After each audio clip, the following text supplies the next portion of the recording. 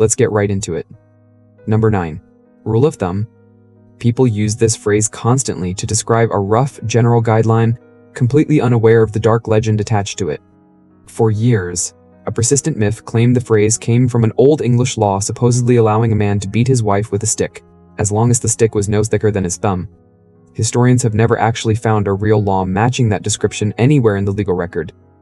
The far more likely origin comes from craftsmen and brewers, who used the width of their own thumb as a quick, rough measurement when a precise ruler wasn't handy.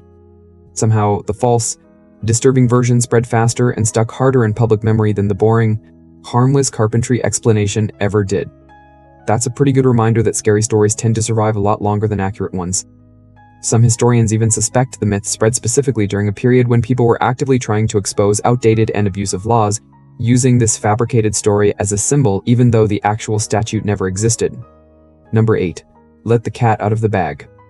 In medieval markets, dishonest sellers sometimes tried to scam buyers by secretly swapping a valuable piglet for a much cheaper, worthless cat right before the sale, sealing the animal inside a closed sack so nobody could see the switch.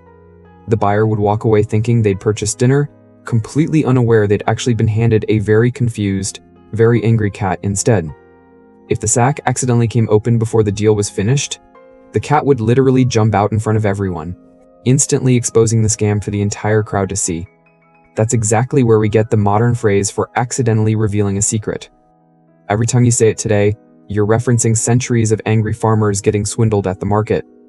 Some versions of this legend also connect to a separate old naval punishment involving a whip called a cat, kept inside a bag on ships, adding an extra layer of confusion to an already messy piece of etymology. 7. Caught red-handed. This phrase traces back to Old Scottish law, where someone accused of poaching or illegally killing livestock could only be formally convicted if they were physically caught with fresh blood still visible on their hands.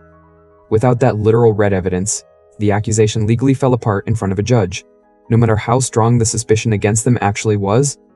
Courts took this standard extremely seriously, since it created a clear, undeniable, physical link between a suspect and the crime scene itself.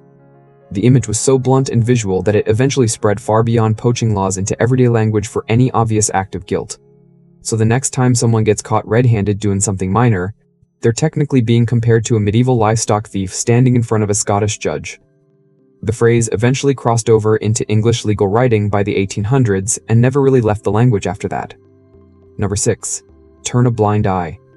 During the Battle of Copenhagen in 1801, British Admiral Horatio Nelson, who had already lost sight in one eye during an earlier battle, received a flag signal from his commanding officer ordering him to retreat from the fight.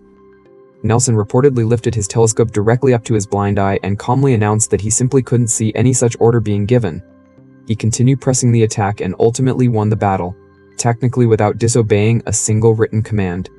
That bold moment of deliberately ignoring inconvenient information became the exact origin of the phrase we still use today. Every time someone chooses to ignore an obvious problem on purpose, they're echoing a one-eyed admiral who refused to look at his own orders.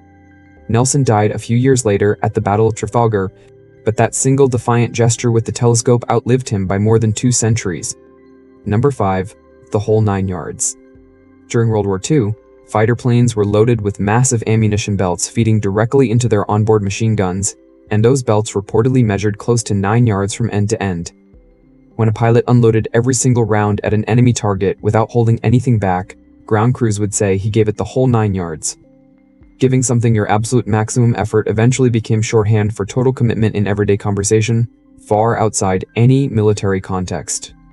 The exact measurement is still debated by historians today, but the wartime image of a pilot emptying every last bullet stuck permanently in the public imagination.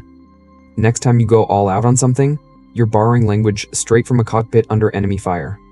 Linguists have argued over the exact belt length for decades, but the underlying image of total, unheld back effort never really changed no matter which version of the story you believe. Number 4. Close but no cigar. Traveling carnivals in the early 20th century commonly gave out cigars as prize rewards for winning games like ring toss, strength testers, or shooting galleries. A carnival worker would loudly announce close but no cigar to any player who almost hit the target but ultimately fell just short of actually winning anything. The phrase captured that exact frustrating feeling of nearly succeeding at something, only to walk away completely empty-handed in the end. It eventually spread far beyond carnival midways into business, sports, and casual daily conversation about any narrow miss. So, somewhere out there, a disappointed carnival goer from a century ago accidentally gave us one of the most common phrases for almost winning. Carnival owners reportedly loved the phrase, since it let them soften a loss with a joke instead of an angry customer walking away. Number 3. Basket case. During World War I, this grim term originally described soldiers who had lost all 4 limbs in combat and physically had to be carried by other people in a literal basket, since they had no way left to walk or move on their own. Military officials at the time actually denied that any such soldiers existed, likely trying to avoid public panic about the brutal reality of trench warfare overseas. Over the following decades, the phrase gradually softened and drifted away from its horrifying wartime meaning into something far more casual. Today, people use it constantly to describe someone who's simply overwhelmed or stressed out, with almost nobody realizing the phrase started as a description of catastrophic battlefield injuries. Language historians consider it one of the most dramatic softenings of meaning in the entire English language, drifting from horror all the way to casual small talk. Number 2. Raining cats and dogs. 17th century English cities had notoriously poor street drainage, and heavy storms would regularly flood entire neighborhoods with filthy runoff water rushing through narrow cobblestone streets. That filthy runoff frequently carried the bodies of dead animals along with it, including actual cats and dogs that had drowned somewhere upstream during the storm. After the worst downpours, confused residents would step outside and find dead animals scattered everywhere across the street, almost as if they had literally fallen straight out of the sky overnight. The unsettling visual stuck so hard in public memory that it eventually became a lighthearted, silly phrase for any unusually heavy rainstorm today. Nobody ordering an umbrella today realizes they're referencing dead animals floating through flooded medieval streets. Some old writings from the era even complain directly about the smell left behind after these storms passed, long before anyone thought to write the phrase down for the first time. Number 1. Kick the bucket. One popular theory traces this dark phrase back to old slaughterhouses, where animals were sometimes hung by their feet from a wooden beam known regionally as a bucket, positioned directly above the killing floor for easier processing. As the animal died, its legs would often kick out reflexively against that beam in its final moments of struggle.